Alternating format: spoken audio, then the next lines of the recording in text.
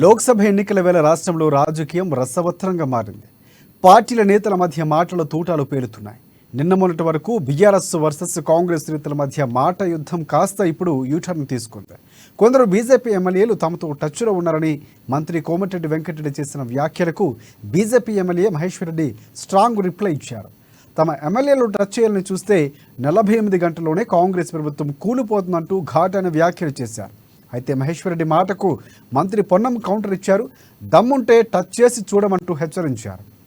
మా ఎమ్మెల్యేల గురించి మాట్లాడేంత స్థాయి నీది కాదు వెంకటరెడ్డిని మధ్య భ్రమించి మాట్లాడుతున్నావు. ముందు నీ భువనగిరి ఎంపీ గెలిపించుకో. దమ్ముంటే నేను ఛాలెంజ్ చేస్తా ఉన్నాను. భువనగిరిలో మా ఎంపీ 2 లక్షల మెజార్టీతో గెలుస్తున్నాడు. నీ ఎంపీని గెలిపించు నీకు చేత కాదు. నీ తమ్ముడితో సఖ్యత నీకు చేత కాదు. 8 మంది ఎమ్మెల్యేల గురించి మాట్లాడతావా? బిడ్డ, మా ఎమ్మెల్యేని ముట్టి చూడు.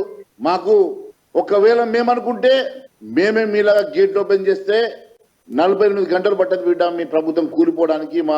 కానీ మేము ప్రజాస్వామ్యాన్ని గౌరవిస్తాం కాబట్టి, ప్రజాస్వామ్యాన్ని మేము పూర్తిగా విశ్వసిస్తాం కాబట్టి ఈరోజు మేము కేవలం గమ్మున కూర్చొని మేము గౌరవిస్తూ మేము సహకరిస్తున్న సంగతి నేను గుర్తు చేస్తున్నా. అయ్యా కోమటిరెడ్డి వెంకటరెడ్డి గారు, మొన్న నువ్వే కదా గడ్కరీ గారి దగ్గర పోయి వచ్చింది. అంతకుముందు మీరే కదా అమిత్ షా గారిని కలిసి వచ్చింది. నేను సిద్ధంగా ఉన్నా, ఆ షిండే పాత్ర పోషించడానికి సిద్ధంగా ఉన్నా అని చెప్తూ కదా. నీ మీద విశ్వాసం లేక ఆ షిండే పాత్ర మేము మీకు ఇస్తలేము. నువ్వు ఈరోజు మా ఎమ్మెల్యేల గురించి మాట్లాడేదని చెప్పి నేను ప్రశ్నిస్తున్నా. పాడిందే పాట పాస్పర్ల దాసరి అని నిన్నటి దాకా చాలా మంది నాయకులు వాడినరు. ఇవాళ కొత్తగా వీళ్ళది గానం శురువైంది. రాని చూద్దాం. కాంగ్రెస్ టచ్ చేసి చూడమానండి. ప్రజలతో ఎన్నికబడ్డ ప్రజాపాలన, ఎన్నికై 100 రోజుల్లోనే అనేక కార్యక్రమాలు తీసుకొని పోతున్న ప్రభుత్వం. చేతనైతే ప్రజల దగ్గరకు 10 సంవత్సరాల్లో మేమేం చేసినాం? కేంద్రం నుంచి విభజన హామీలు అమలు చేసినామా?